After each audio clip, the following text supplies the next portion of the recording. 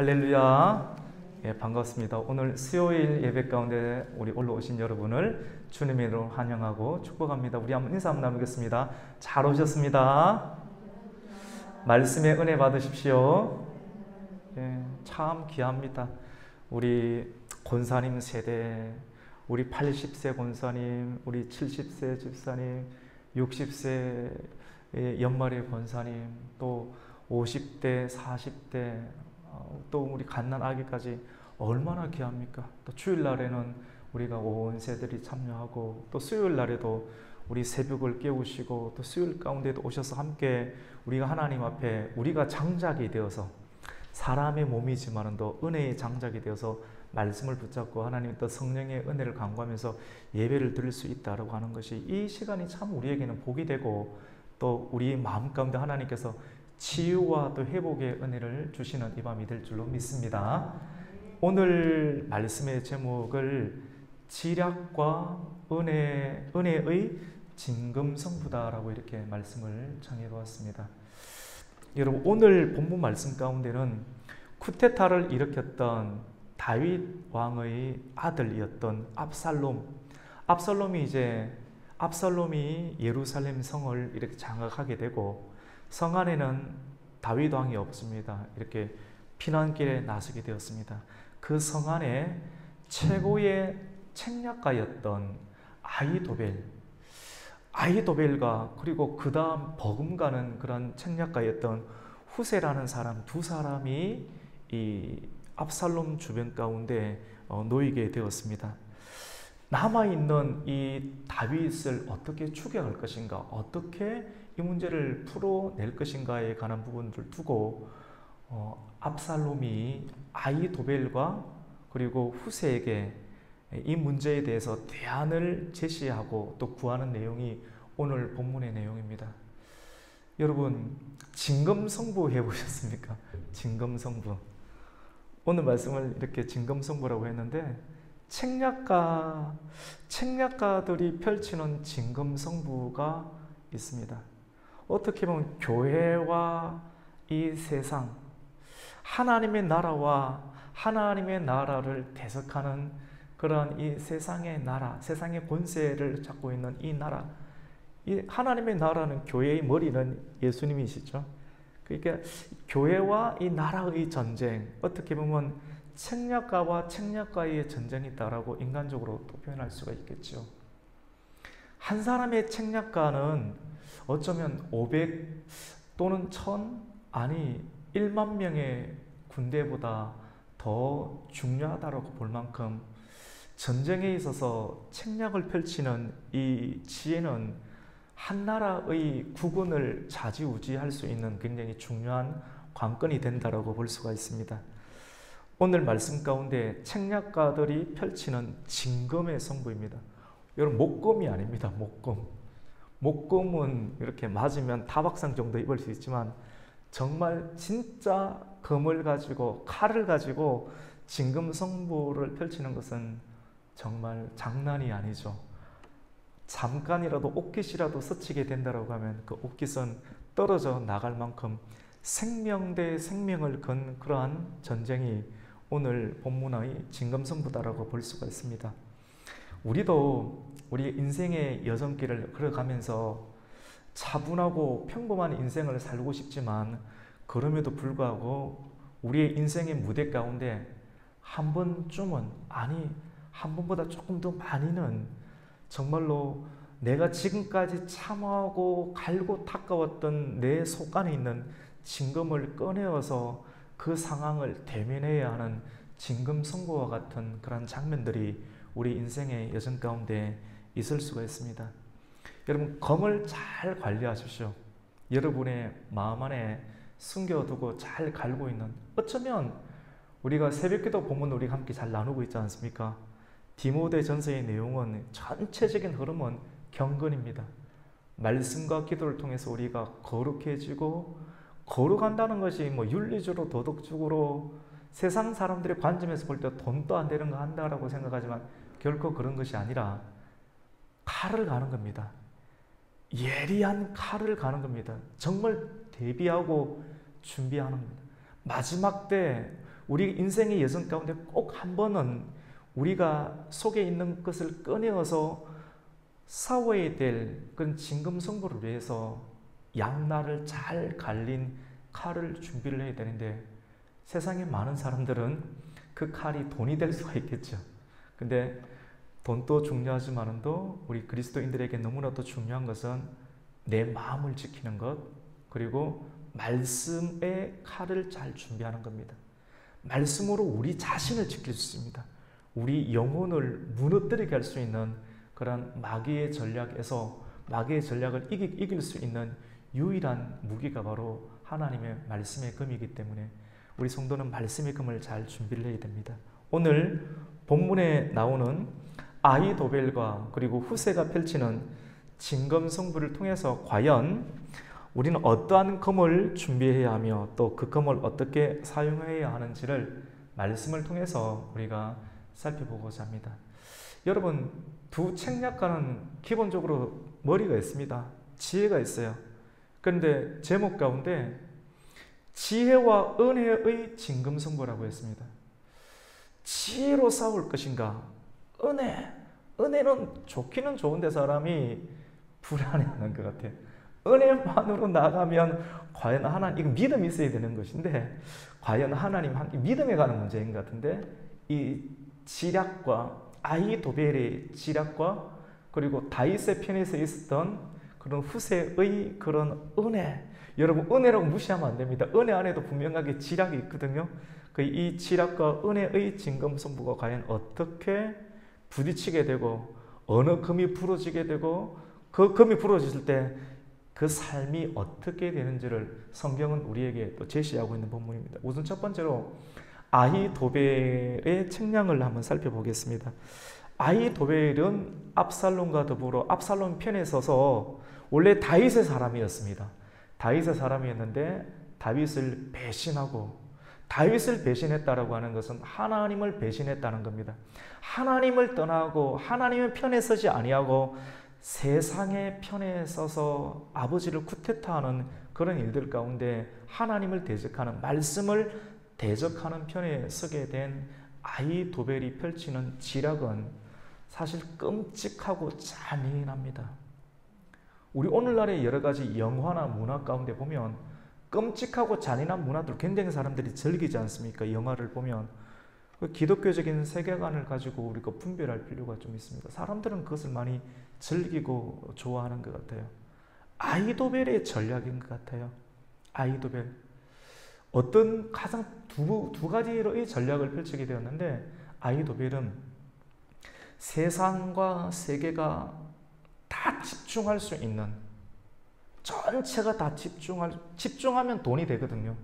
문화가 되고 코드가 되고 물질이 만들어지고 인기와 명예가 만들어지게 되는 거예요.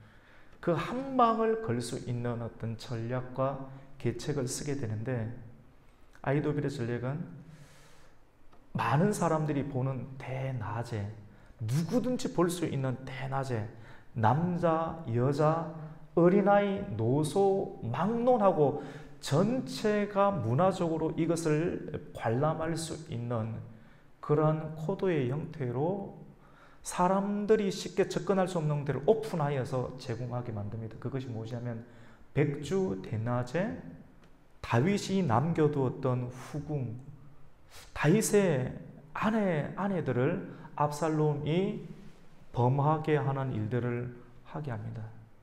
굉장히 잔인하죠, 사실은. 음란하고 악한, 예수님께서 마지막 시대가 되면 악하고 음란하다라고 하는데, 세상의 그런 문화가 이 문화를 관장하고 장악하면서 나아가면서 하는 펼치는 그런 계략과 책략이 악하고 음란한 상황은 어쩌면 오늘 본문에 나오는 아히도벨이 펼쳤던 그런 책략과 계략이지 않는가라는 생각을 해보게 됩니다. 이렇게 함으로써 아히도벨이 이러한 책략을 펼침으로, 지략을 펼침으로 말미암아 얻게 되는 것은 무엇인가 하면 다윗과 영원히 할 수 없다는 것을 알려주게 됩니다. 다윗은 떠나갔고 이 일들을 함으로 다윗은 결코 돌아올 수 없는 단계가 되고, 남아있는 이스라엘 사람들은 어느 편에 서야 되는가? 압살롬의 편에 서야 된다라고 하는 그 문화적인 이슈를 제시하게 되는 것입니다. 이렇게 하면서 명실상부하게 예루살렘을 점령하고 있는 자가 다윗이 아니라 압살롬이라고 하는 사실을 보여주는 역할을 하게 됩니다. 왜냐하면 압살롬이 하고자 하면 이런 것까지 모든 것이 다 되는다는 것을 보여주는 것이 되기 때문입니다. 이 문화죠, 사실은. 아히도벨은 이런 이 문화적인 측면을 장악하게 됐습니다. 그리고 또 하나의 전략은 아히도벨은 후속 전술을 또 제시하는데, 그가 제시한 전술은 자신에게 12,000명의 군사를 맡겨달라고 하는 겁니다. 지략가입니다. 군대의 장군이 아닌데도 불구하고 나에게 군인을 12,000명을 달라고 하는 것은, 그가 사실은 이런 전략을 펼쳤다는 것을 다윗도 알고 있고 그 온 세계가 다 알고 있는 상황인데, 이 문제를 자기의 손으로 끌어내야지만이 뒤에 있는 탈이 없지 않습니까? 마무리하고 싶은 그런 욕망이 아히도벨에게는 있는 거예요. 그리고 요단강을 건너지 못하고 긴급하게 몇몇의 군사들과 척근들과 함께 도망길에 나섰던 그 다윗, 전열이 준비 안 됐습니다. 정신이 하나도 없습니다. 이때 다윗을 없애야 된다.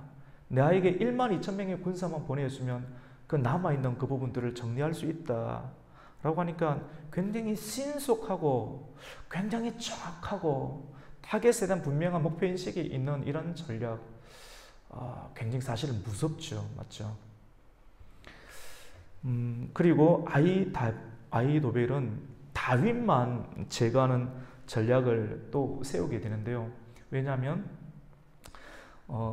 요단강을 건너가서 전열을 정비를 하게 된 다음에 압살롬의 군대와 또 싸움을 하게 되면 압살롬의 군대가 이길 수도 있겠지만 또 많은 군사들이 이렇게 피해나 피를 보게 됩니다.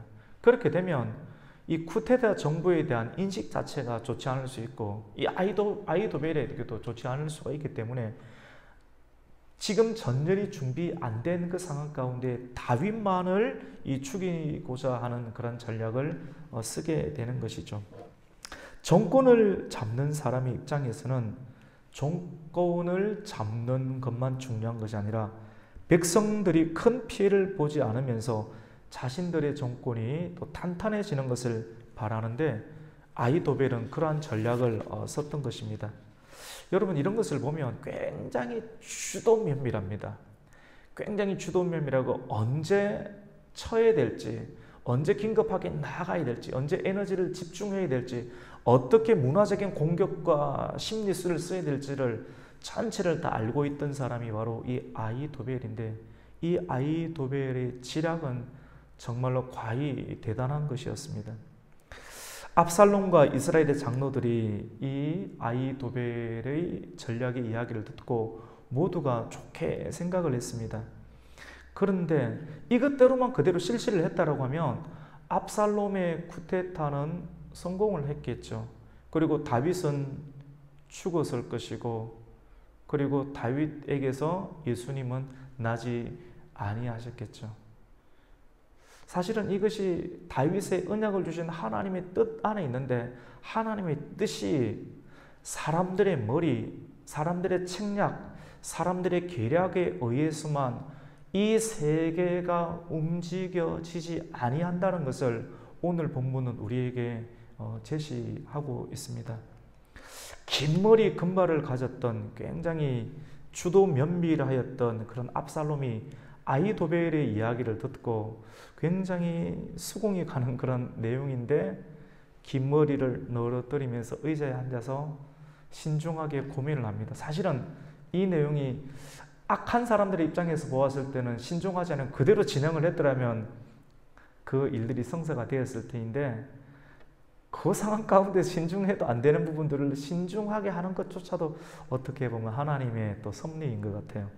이 내용을 듣다가 그에게 찾아왔던 후세라는 사람의 이야기를 듣고 싶은 또 생각이 드는 겁니다.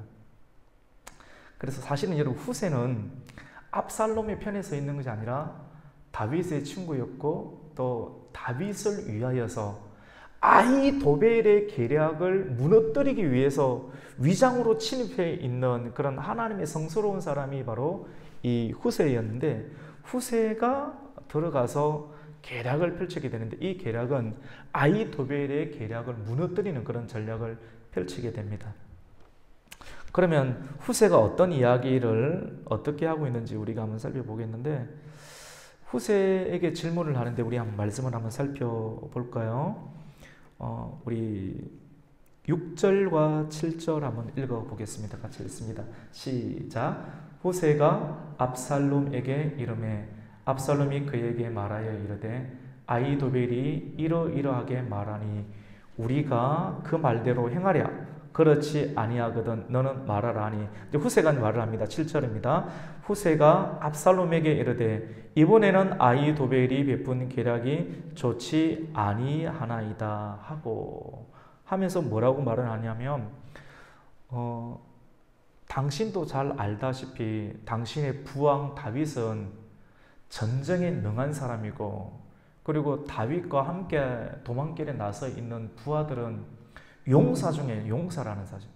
지금 전쟁에 능한 부왕과 용사 중에 능한 용사 아히도벨이 지금 신속하게 지금 쫓아가서 다윗 왕만을 이렇게 제거한다는 그런 전략을 펼쳤는데, 이 전략은 옳지 못한 전략입니다. 무리한 전략입니다. 라고 이야기를 합니다. 굉장히 대범하고 지혜롭고 또 웅변수를 가미해서 사람들이 설득당할 만한 그런 진검승부, 아히도벨이 사실은 이 전략이 최고였는데 이 최고의 전략을 하나님의 놀라운 섭리 가운데 쓰임받는 사람이 얼마나 대범해야 되는지, 그리고 하나님 주신 지혜로 그것을 진검승부를 이렇게 하게 되는데 어떻게 이야기를 하는가. 우리 8절 말씀을 한번 읽어보겠습니다. 8절 읽습니다. 시작. 또 후세가 말하되 왕도 아시거니와 왕의 아버지와 그의 추종자들은 용사라. 그들은 들에 있는 곰이 새끼를 빼앗긴 것 같이 격분하였고 왕의 부친은 전쟁에 익숙한 사람인즉 백성과 함께 자지 아니하고. 여러분, 말을 차근차근 또박또박, 여러분 전쟁을 펼칠 때 진검승부를 펼칠 때가 있어요. 여러분이 정말로 예수의 정인으로서, 하나님의 정인으로서 진검승부를 속에 있는 것을 펼치게 될 때 담대하게 해야 돼요. 담대하면서 설득력 있게 그걸 이야기를 이렇게 해야 되는 것이죠.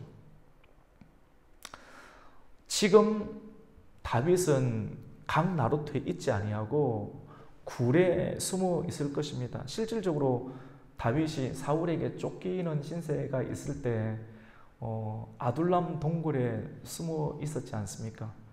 분명하게 굴에 있기 때문에 굴에 찾아가서 다윗과 용사들과 싸움을 하다가 혹 우리 편이 몇 명이라도 다치게 된다라고 하면, 이러한 소문이 퍼지게 되면 아무리 사사 같은 압살롬의 군대라 할지라도 위상과 기상이 떨어지는 일들이 일어나기 때문에 오히려 이러한 전략을 쓰는 것은 옳지 못하다라고 이야기를 합니다.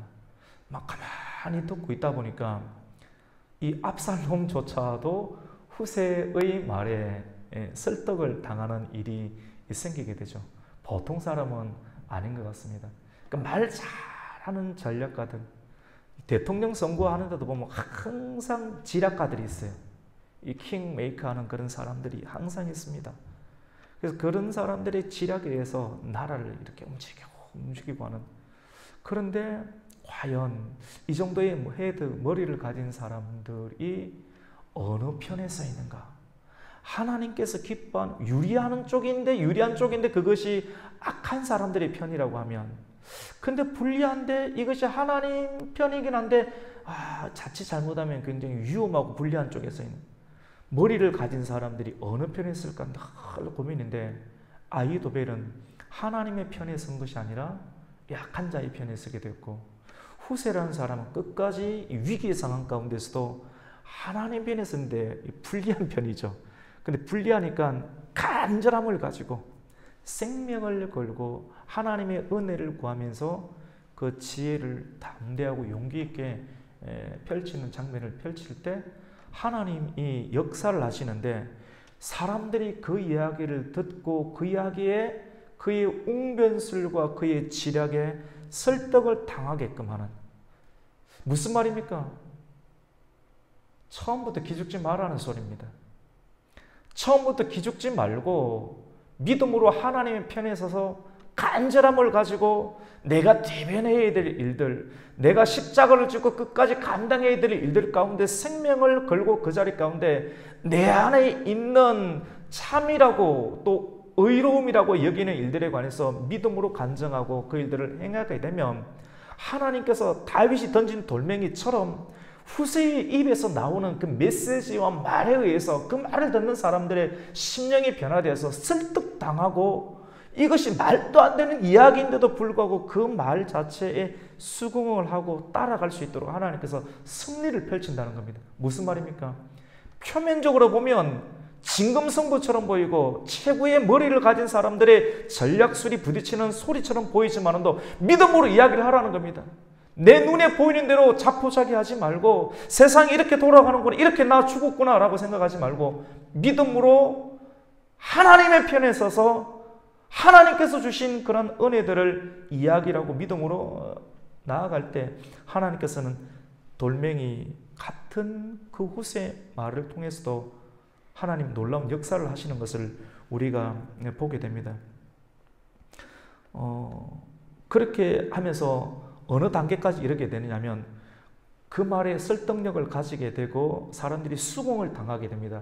그러고 난 다음에 그러면 너의 전략은 과연 어떤 것인가를 제시할 수 있는 그런 기회를 얻게 됩니다.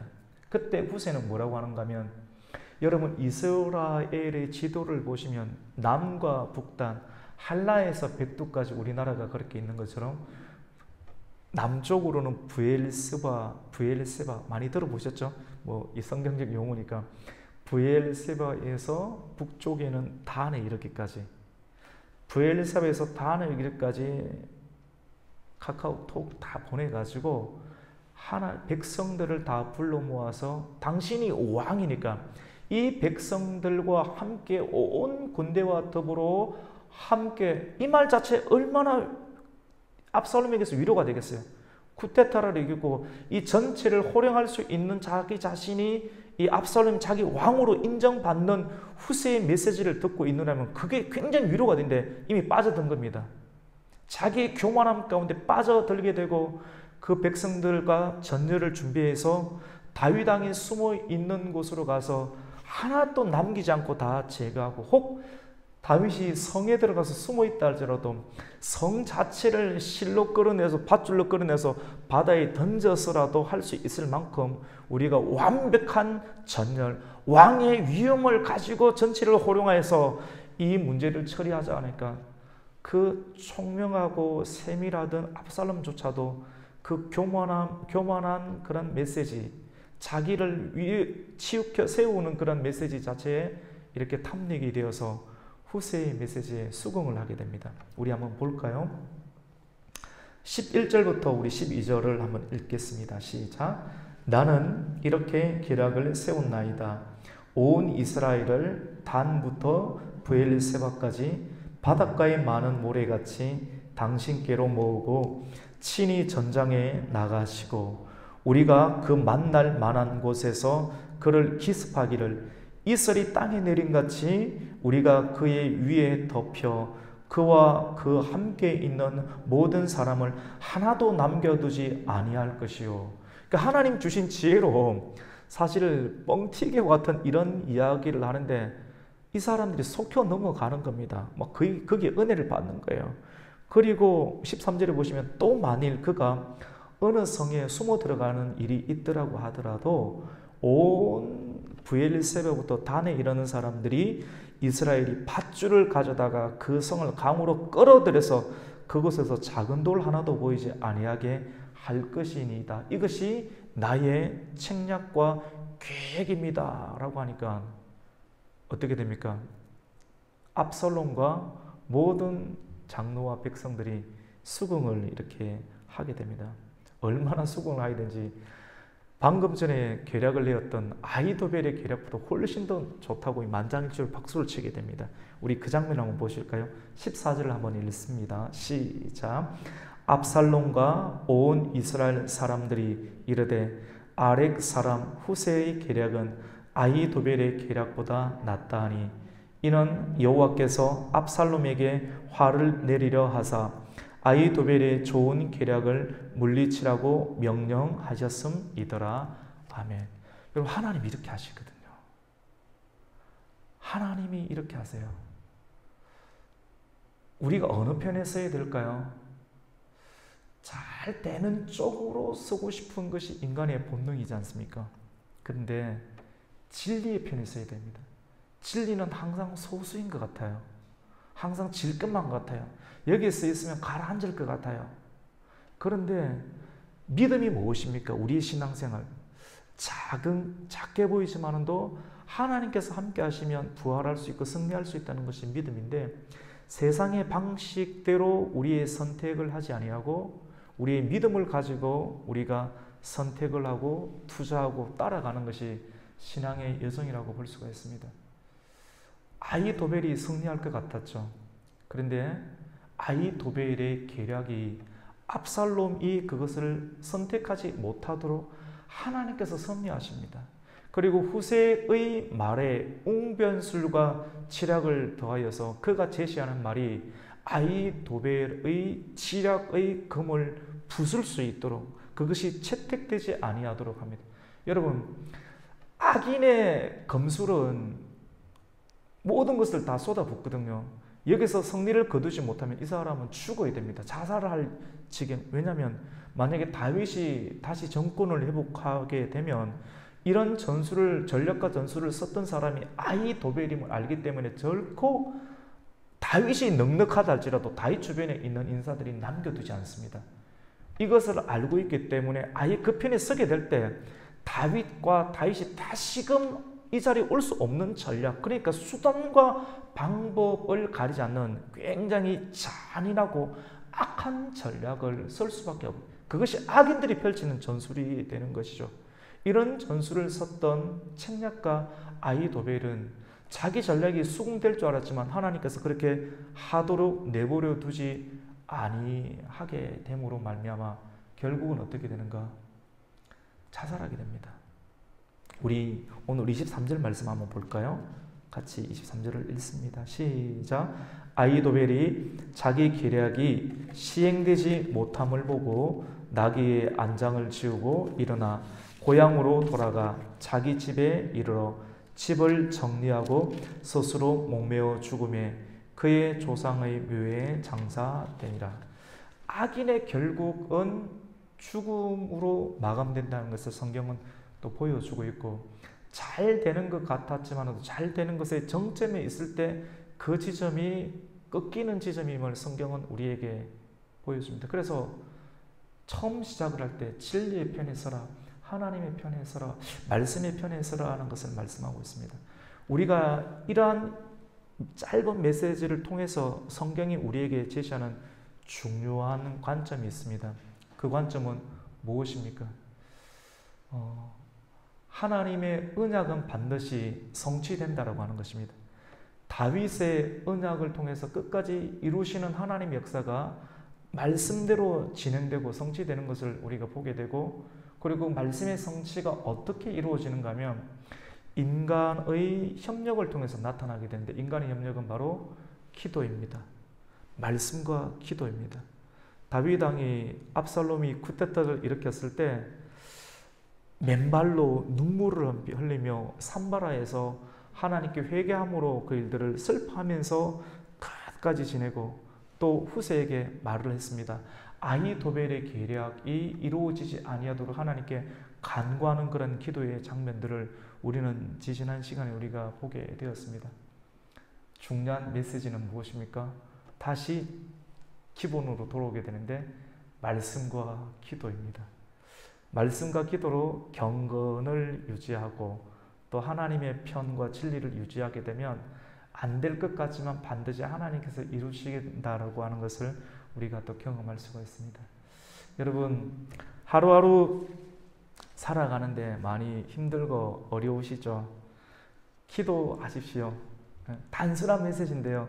단순한 메시지를 사람들이 안 해서 그것을 십자가처럼 던지고 지나가서 우리가 그 은혜를 못 받을 때가 너무도 많습니다. 우리가 그 말씀을 붙잡고 언약을 붙잡고 기도하는 생활을 하게 되면 하나님께서 우리가 코너에 모일 때가 있어요. 아무리 여러분이 잘해도 코너에 모일 때 그때 진검승부, 하나님께 말씀으로 또 기도로 진검승부를 잘 닦은 것을 하게 되면 여러분이 꺼내었던 칼이 한번 짱 부딪힐 때 안 깨어질 거예요. 근데 미련한 다섯 처녀처럼 경건의 모양만 있고 칼을 쫙 부딪히게 되면 소리 나자마자 칼이 우장창 부서진다고 하면 여러분 어떻게 되겠습니까? 낭패가 되겠죠. 하나님은 기도하는 백성들에게 피할 길을 주시고 그리고 이길 길을 주시고 그리고 승리의 길을 주시는 줄 믿으시기를 축원합니다. 말씀 붙잡고 기도하면 이길 길을 주시고요. 피할 길을 주시고 승리할 수 있는 길을 줍니다. 같이 봅시다. 지략보다 은혜입니다. 예, 지략보다 은혜입니다. 은혜를 선택하는 사람은 믿음이 있는 겁니다. 그래서 오늘 말씀을 통해서 하나님의 언약에 대한 확신 그리고 그 약속을 믿는 사람들이 기도를 통해서 하나님께서 은혜로 길을 열고 그리고 은혜로 우리의 삶들을 하루하루 마감해내는 매듭을 잘 짓는 그러한 인생길을 계속해서 열어가시는 우리 성도님들이 되시기를 예수님의 이름으로 축원합니다. 아멘.